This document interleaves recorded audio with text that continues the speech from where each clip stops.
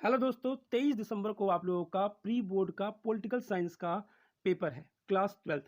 इस चैप्टर में से समकालीन दक्षिण एशिया यानी कि दक्षिण एशिया समकालीन विश्व में से मैं आप लोगों को 3 क्वेश्चन करवा रहा हूं प्री बोर्ड को मद्देनजर रखते हुए। चैप्टर नंबर 1 में से मैंने 3 क्वेश्चन करवाए हैं, चैप्टर नंबर 2 से मैंने 4 क्वेश्चन करवाए हैं और इस चैप्टर से मैं 3 क्वेश्चन आप लोगों को करवा रहा हूं प्री बोर्ड के लिए। ठीक है। दक्षिण एशिया, पहले आप लोग ये दक्षिण एशिया में देख लीजिए कि कौन कौन देश आते हैं। नेपाल, भूटान, बांग्लादेश, श्रीलंका, मालदीव, भारत, पाकिस्तान और अफगानिस्तान को मान लिया जाता है कि कुछ विद्वान कहते हैं कि अफगानिस्तान भी दक्षिण एशिया का हिस्सा है। ठीक है, तो ये है हमारा दक्षिण एशिया। अपने अपने नोट्स में से सिर्फ 3 क्वेश्चन करवाने हैं, क्वेश्चन नंबर 1, क्वेश्चन नंबर 4 और क्वेश्चन नंबर 7। तो चलिए स्टार्ट करता हूं।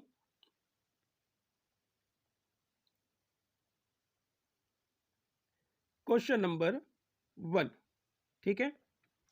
क्वेश्चन नंबर 1 कह रहा है दक्षिण एशिया में एक सी राजनीतिक प्रणाली नहीं है। दक्षिण एशिया में एक सी राजनीतिक प्रणाली नहीं है, व्याख्या कीजिए। जो ऊपर मैंने आपको कंट्रीज दिखाई उसमें एक सी राजनीतिक प्रणालियां नहीं है, उसकी व्याख्या कीजिए। बड़ा सिंपल क्वेश्चन। एक और क्वेश्चन इसी के साथ कह रहा है कि दक्षिण एशिया के देशों से आप क्या समझते हैं। बड़े सिंपल 2 क्वेश्चन है, ठीक है, लेकिन आंसर टफ होने वाला है, समझना पड़ेगा वर्ड टू वर्ड आप लोगों को। आंसर पे बातें। आंसर कह रहा है कि दक्षिण एशिया के देशों में प्रमुख रूप से 7 देश हैं। प्रमुख रूप से 7 देश हैं। भारत, बांग्लादेश, भूटान, मालदीव, नेपाल, पाकिस्तान और श्रीलंका। हालांकि अफगानिस्तान और म्यांमार को भी कुछ विद्वान दक्षिण एशिया देशों में मानते हैं। यानी कि अफगानिस्तान और म्यांमार को भी कुछ विद्वान दक्षिण एशिया का हिस्सा मानते हैं। तो ये हमारे 7 देश तो फिक्स हैं कि जो दक्षिण एशिया के अंदर हैं, लेकिन कुछ विद्वान हैं जो अफगानिस्तान और म्यांमार को भी कहते हैं कि ये दक्षिण एशिया के हिस्से हैं। यहां तक आपको बात समझ में आ गई होगी। अब आता है पॉइंट नंबर 1।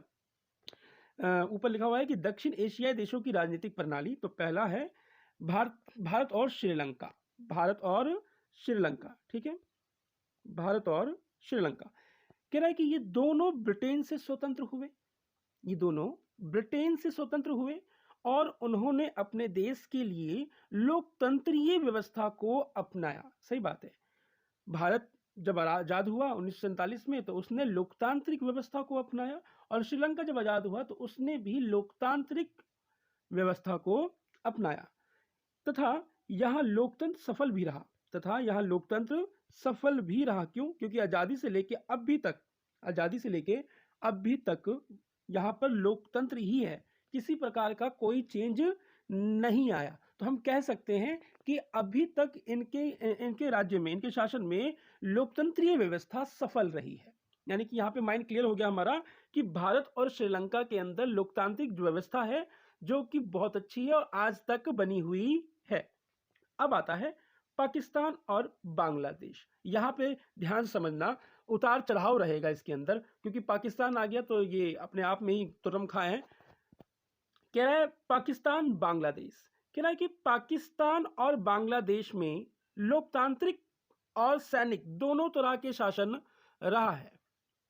लोकतांत्रिक भी रहा है और सैनिक शासन, दोनों तरह का शासन रहा है। यानी कि कभी लोकतांत्रिक तो कभी सैनिक शासन इसमें रहा है। आगे कह रहा है शीत युद्ध के दौरान, शीत युद्ध कब से कब तक चला? 1945 से लेकर 1990 तक। तो इस बीच के दौरान बांग्लादेश में लोकतंत्र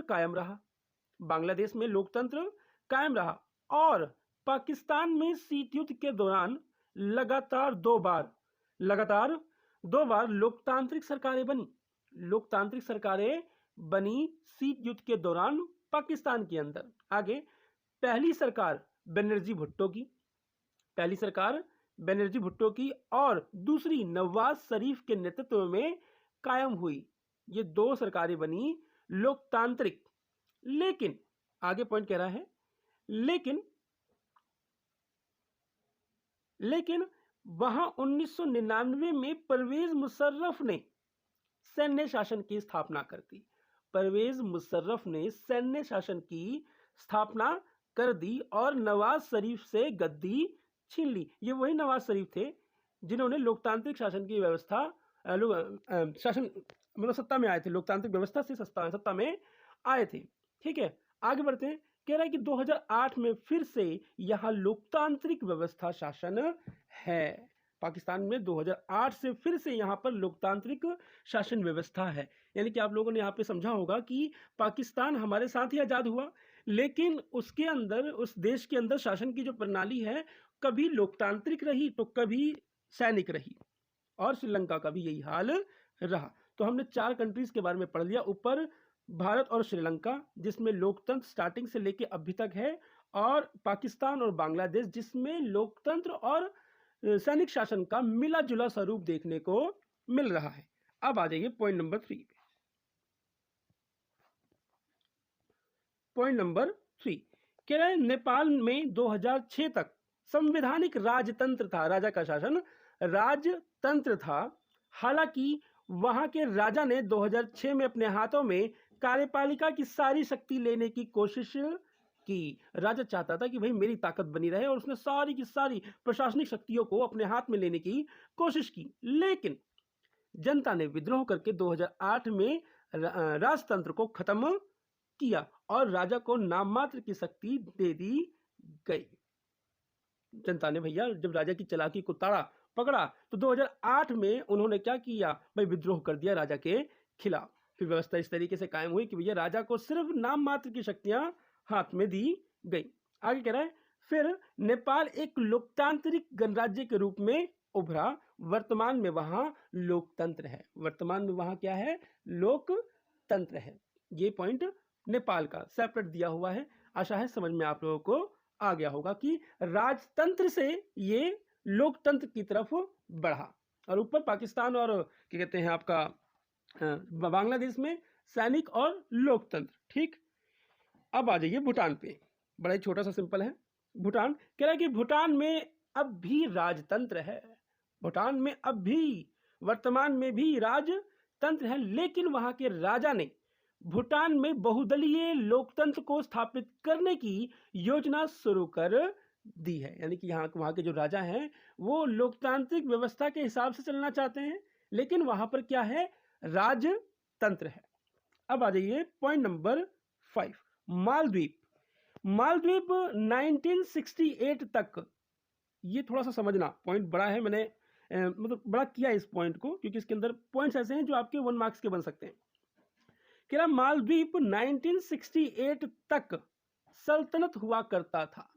1968 तक सल्तनत हुआ करता था और 1968 में ये एक गणतंत्र रिपब्लिक बना। गणतंत्र रिपब्लिक बना।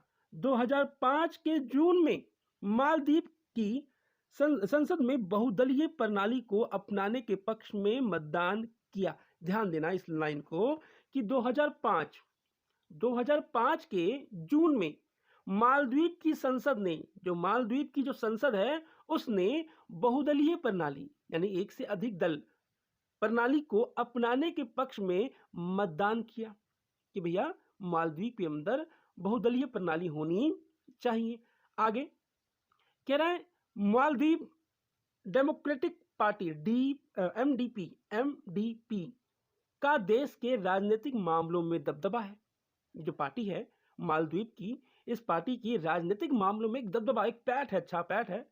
आगे कह रहे हैं एमडीपी ने 2018 में हुए चुनाव में जीत हासिल की। अब मालदीव में 2018 में चुनाव हुए, उस चुनाव के अंदर इस एमडीपी को मतलब 2018 में हुए चुनाव में जीत हासिल हुई। किसको? एमडीपी को। इन देशों के लोग शासन की किसी और प्रणाली की, यहाँ पे देशों लिखा है, गलत है, ठीक है, देशों नहीं है ये, इन दलों के लोग शासन की किसी और प्रणाली की अपेक्षा लोकतंत्रीय को वरीयता देते हैं। ये जो एमडीपी के जो लोग हैं, ये लोग लोकतंत्र का समर्थन करते हैं और मानते हैं कि उनके देश के लिए लोकतंत्र ही ठीक है। यानी कि 2018 में इसकी मुहिम तो बहुत पहले से एमडीपी चलाई रही थी, लेकिन जीत के बाद इनकी बातों में वजन आया और लोगों ने इनकी बात का समर्थन किया। तो यहाँ पे हमने समझा कि मालदीव सल्तनत से अब लोकतंत्र की तरफ 2018 5-6 साल पहले की बात हो रही है, ठीक है। तो यहाँ पे सल्तनत से लोकतंत्र की तरफ मिला जुला स्वरूप हमें देखने को मिला मालदीव में। निष्कर्ष कह रहा है कि निष्कर्ष में कहा जा सकता है कि दक्षिण एशिया में लोकतंत्र का मिला जुला स्वरूप है। सही बात है, ऊपर हमने जितनी भी कंट्रीज के बारे में पढ़ा उसके अंदर हमने यही जाना कि उनकी जो शासन व्यवस्था है उसमें मिला जुला स्वरूप है, सिर्फ एक दो कंट्री को छोड़कर, भारत और श्रीलंका को छोड़कर। फिर भी हाल ही में 5 बड़े देशों में लोकतंत्र की जड़ें मजबूत हो गई हैं। अभी पीछे हमने देखा ना कि किस तरीके से राजतंत्र से लोकतंत्र, सल्तनत से लोकतंत्र, राजतंत्र से लोकतंत्र, तो 5 देशों में जड़ें मजबूत हुई है। माना जा रहा है कि लोकतंत्र एक देश के लिए लोकतंत्र बहुत ही आवश्यक है, बहुत जरूरी है, तभी वो अपने देश का विकास कर सकते हैं। तो ये क्वेश्चन मैंने इसलिए पिक किया कि इससे आपको दक्षिण एशिया की सारी राजनीतिक प्रणाली के बारे में, शासन की व्यवस्था के बारे में मालूम चल जाएगा। अब आते हैं क्वेश्चन नंबर 4 पे। मेरे नोट्स में से यही 3 क्वेश्चन मुझे करवाने हैं अपने सेंटर में। आप लोगों को भी कह रहा हूँ कि आप लोग भी करें, कि अगर ये 3 क्वेश्चन का जो कॉन्सेप्ट लेकर मैं चला हूँ ना, ये कंप्लीट हो जाएगा ना अच्छे तरीके से, तो फिर आपको ज़्यादा मेहनत नहीं करनी पड़ेगी फाइनल में। अब आ जाइए क्वेश्चन नंबर 4, यानी कि इस चैप्टर का क्वेश्चन नंबर 3 प्री बोर्ड के हिसाब से 2 प्री बोर्ड के हिसाब से। क्वेश्चन कह रहा है कि भारत पाक के संबंध लिखो। भारत पाक के संबंध लिखो। अब ये क्वेश्चन मैंने इसलिए उठाया कि इसमें से ना 1 मार्क्स के कुछ पॉइंट बन सकते हैं। संबंध अभी भी मैं गट फीलिंग के साथ कहूँ तो ये क्वेश्चन नहीं बनेगा, लेकिन इसके जो पॉइंट्स है ना उसमें से आपका 1 मार्क्स के क्वेश्चन बन सकते हैं और कहीं ना कहीं पूछे जा सकते हैं। तो भैया संबंध की बात आती है तो स्टार्ट करते हैं भारत और पाकिस्तान के संबंध। और आप लोग भी जानते हैं कि कैसे रहे हैं और कैसे हो सकते हैं आगे भविष्य में। आंसर कह रहा है भारत पाक के संबंध आरंभ से ही अच्छे नहीं रहे हैं। हैदराबाद, कश्मीर और जूनागढ़ को लेकर दोनों के संबंध बिगड़ गए। ये रियासतें थी। सेकंड बुक का फर्स्ट चैप्टर में आप लोग पढ़ोगे इन रियासतों के बारे में। इनके चक्कर में भारत और पाकिस्तान के संबंध और ज्यादा बिगड़ गए। और ज्यादा क्या, पहले से तो कौन से अच्छे थे, और गंदे बिगड़े हुए थे और गंदे बिगड़ गए, ये बोल सकते हैं। पॉइंट नंबर 1, 1948 में पाक आक्रमण। 1948 में पाक आक्रमण, पाकिस्तान का आक्रमण। कह रहा है कि 1948 के युद्ध के फलस्वरूप कश्मीर के 2 हिस्से हो गए। कश्मीर के 2 हिस्से हो गए। एक हिस्सा पाकिस्तान अधिकृत कश्मीर, याद रखना, एक हिस्सा पाकिस्तान अधिकृत कश्मीर, आजाद कश्मीर कहता है वो उसे, कहलाया। लेकिन भारत उसे पाक अधिकृत कश्मीर कहता है। पाक अधिकृत कश्मीर कहता है कि भैया पाकिस्तान ने धोखे से उस पर कब्जा किया है, तो पाक अधिकृत कश्मीर कहता है। और दूसरा हिस्सा भारत का जम्मू कश्मीर प्रांत बना। यानी कि जम्मू एंड कश्मीर के 2 हिस्से हो गए, एक आजाद कश्मीर और दूसरा जम्मू कश्मीर। ठीक है, भारत के हिस्से में क्या आया, जम्मू एंड कश्मीर। आगे पॉइंट नंबर 2 में कह रहा है कि भारत पाक युद्ध 1965, 1948 की बात हमने ऊपर कंप्लीट कर ली है कि कश्मीर के 2 हिस्से हुए और एक हिस्सा पाकिस्तान के पास और दूसरा हिस्सा भारत के पास। ये 1948 की घटना थी। सेकंड पॉइंट, भारत पाक युद्ध 1965। कह रहा है कि 1965 में पाकिस्तान ने कच्छ, अब कच्छ क्या है, गुजरात के पश्चिम में स्थित एक जिला है जो जिसका नाम है कच्छ, पर आक्रमण किया। 1965 में पाकिस्तान ने कच्छ पर आक्रमण किया। तब ब्रिटेन ने भारत पाक के मध्य समझौता कराया। बीच में ब्रिटेन आया और ब्रिटेन ने भारत और पाक के मध्य क्या कराया, समझौता कराया। लेकिन शीघ्र ही पाक ने कश्मीर पर आक्रमण कर दिया। तब सोवियत संघ ने भारत और पाक के बीच में ताशकंद समझौता करवाया। याद रखना, ताशकंद समझौता किसने करवाया, सोवियत संघ ने। भारत और पाकिस्तान के बीच दोनों ने एक दूसरे के जीते हुए प्रदेश लौटा दिए। जो जीत लिए थे इस समझौते में क्या किए, लौटा दिए। और इस समझौते में यह हुआ कि दोनों अपनी आपसी झगड़े शांतिपूर्ण तरीके से निपटाएंगे। यानी कि जो ये ताशकंद समझौता हुआ, उस ताशकंद समझौते में जो प्रदेश लूटे गए थे उनको एक दूसरे ने वापस कर दिया। और इसी समझौते में तय हुआ कि अगर कोई भविष्य में विवाद होता है पाकिस्तान और हिंदुस्तान का, तो आपसी एक मंच पे बैठकर, टेबल पे बैठकर, मतलब बिना विवाद के ये लोग अपने मसलों को सुलझाएंगे। ताशकंद समझौते में इस प्रकार का समझौता हुआ।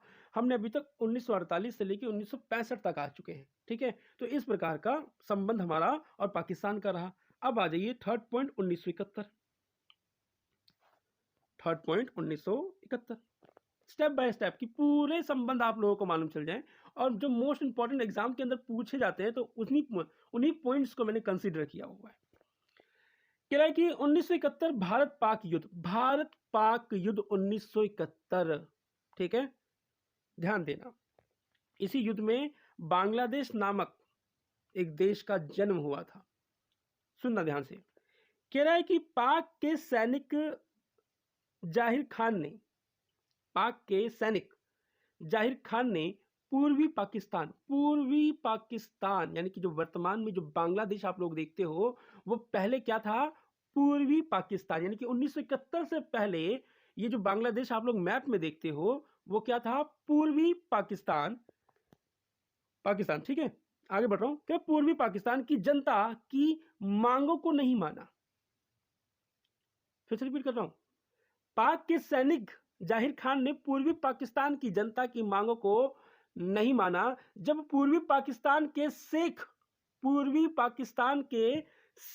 मुजीबुर रहमान ने राज्यसभा में बहुमत प्राप्त कर लिया, फिर भी याहिया खान ने उसे सत्ता ना सौंपी। उनको सत्ता नहीं सौंपी। कहां गया, ये रहा, सत्ता नहीं सौंपी। यहां तक हमने पढ़ा अभी तक। और इनका प्लीज नाम याद रखना, ठीक है। 1 मार्क्स के अंदर पूछा जा सकता है। इनके लिए मैंने एक रील भी बनाई है, ओके। आगे सौंपी। कह रहा है कि शेख मुजीबुर रहमान ने पूर्वी पाक को बांग्लादेश नामक एक स्वतंत्र देश घोषित कर दिया। जब याहिया खान ने इनकी बात नहीं मानी तो भैया इनको कुछ ना कुछ तो करना ही था। तो इन्होंने बांग्लादेश नामक एक स्वतंत्र देश की घोषणा कर दी, जिससे पश्चिमी पूर्वी पाक में लड़ाई शुरू हो गई। पश्चिमी पूर्वी पाक, ये जो शब्द कहा गया, पूर्वी पाकिस्तान यानी कि बांग्लादेश, और ये जो पश्चिमी बोल रहा है तो उस समय पश्चिम के हिसाब से आपका वर्तमान में जो आप पाकिस्तान देख रहे हो वो पाकिस्तान, ठीक। आगे कह रहा है जिससे पश्चिमी पूर्वी पाक में लड़ाई छिड़ गई। भारत ने पूर्वी पाक का समर्थन किया, यानी कि वर्तमान में जो बांग्लादेश है उसका समर्थन किया, जिससे पश्चिमी पाक ने भारत पर आक्रमण कर दिया। भैया पाकिस्तान के दुश्मन को हम अगर सहारा दे रहे हैं तो संबंध और बिगड़ेंगे। तो पाकिस्तान ने भारत पर आक्रमण कर दिया, और शीघ्र ही पश्चिमी पाक की सेना ने भारत के सामने हथियार डाल दिए। यानी कि जितनी तेजी से पाकिस्तान ने भारत पर आक्रमण किया, उतनी ही तेजी से आत्मसमर्पण भी कर दिया। यह बहुत अच्छी बात है।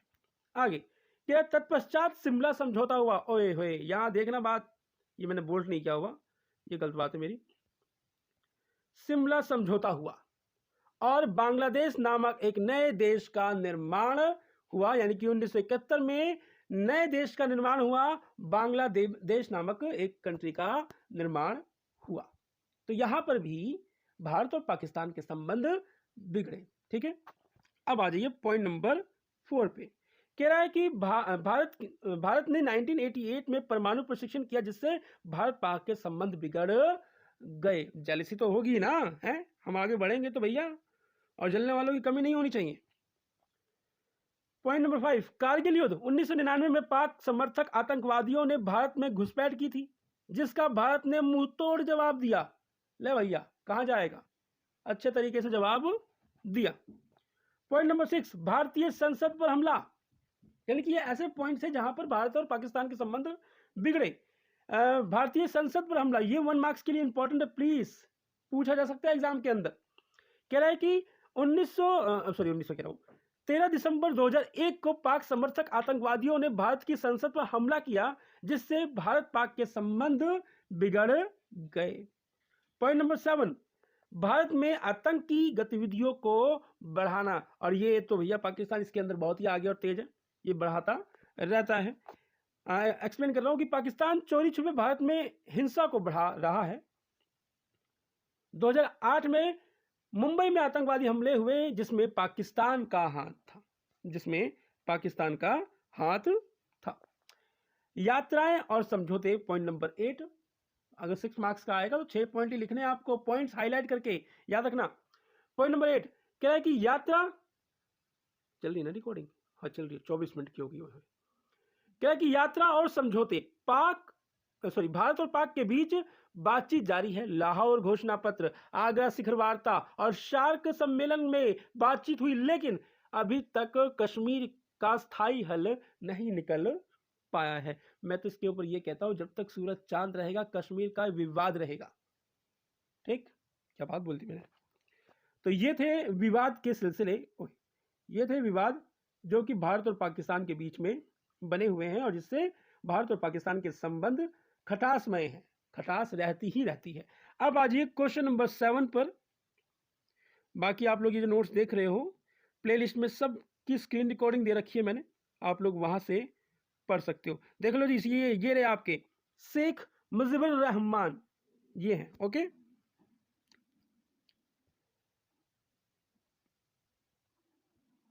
नेपाल, और नेपाल का क्वेश्चन मैंने लिया है क्वेश्चन नंबर 7। ओके, बहुत ही इजी रहेगा ये। मैंने ये इजी क्वेश्चन उठाया, ये 7वां क्वेश्चन, क्योंकि पीछे के 2 क्वेश्चन टफ थे, उनका कॉन्सेप्ट क्लियर हो जाए ना तो अगर जैसा मर्जी घुमा के कोई एग्जामिनर पूछ ले आप लोग लिख सकते हो। इस चैप्टर का क्वेश्चन नंबर 3, सिर्फ 3 क्वेश्चन। नेपाल किस तरह से राजतंत्र से लोकतंत्र की ओर बढ़ रहा है? राजतंत्र से लोकतंत्र की ओर बढ़ रहा है। यहां पे आप लोगों को पूरी की पूरी पिक्चर क्लियर हो जाएगी। कह रहा है कि 1990 के दशक में नेपाल में लोकतंत्र की मांग उठ खड़ी हुई। माओवादियों ब्रैकेट में लिखा है चीन नेता, माओ के विचारधारा को मानने वाले, चीनी नेता माओ के विचारधारा को मानने वाले, तो उनको क्या कहा जाता है? माओवादियों ने भी राजा का विरोध करना शुरू कर दिया। यानी कि 1990 के दशक में धीरे धीरे राजतंत्र पर सवाल उठने स्टार्ट हो गए और राजा के खिलाफ विद्रोह स्टार्ट हो गया, क्योंकि भैया राजतंत्र था, नेपाल के अंदर राजा का शासन था, तो उस राजा के खिलाफ आवाज उठनी स्टार्ट हो गई। पॉइंट नंबर 1 में हमने इस बात को जाना।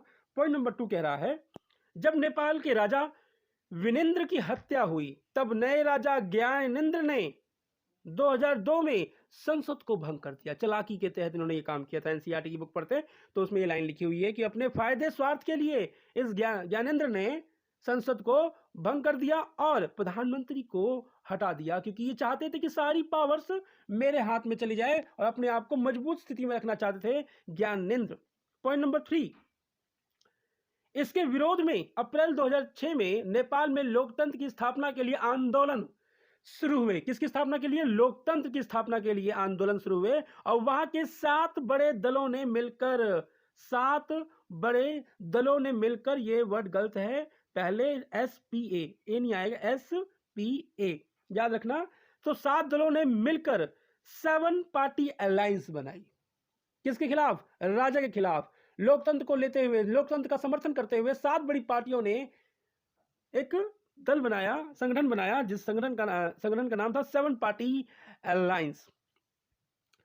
पॉइंट नंबर 4, अंत में राजा को झुकना पड़ा और वहां पर संविधान बनाने को तैयार होना पड़ा। भैया झुकना तो पड़ेगा, हमारे शेर मोदी जी किसान आंदोलन पे झुके ना, है तो आंदोलन है ही ऐसी चीज कि झुकना पड़ेगा। तो 4th पॉइंट तक हमने ये समझा कि भैया अंत में राजा को क्या हुआ? झुकना पड़ा और संविधान बनाने के लिए तैयार होना पड़ा। पॉइंट नंबर 5 कह रहा है कि हालांकि वहां राजतंत्र समाप्त कर दिया गया है, और नेपाल की धर्मनिरपेक्ष राज्य घोषित कर दिया गया है।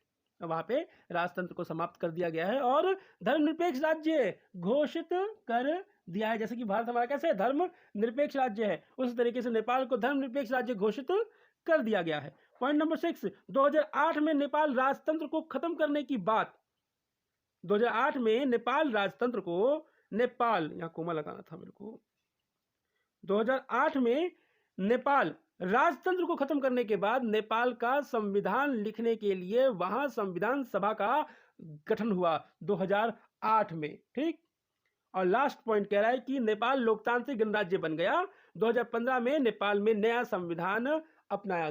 2015 में नेपाल ने क्या अपना एक नया संविधान, लोकतांत्रिक संविधान को अपनाया। क्वेश्चन बड़ा इजी है, इंपॉर्टेंट कहूंगा ऐसी बात नहीं है, 3 क्वेश्चन निकाल रहा हूं मैं तो इंपॉर्टेंट नहीं होगा।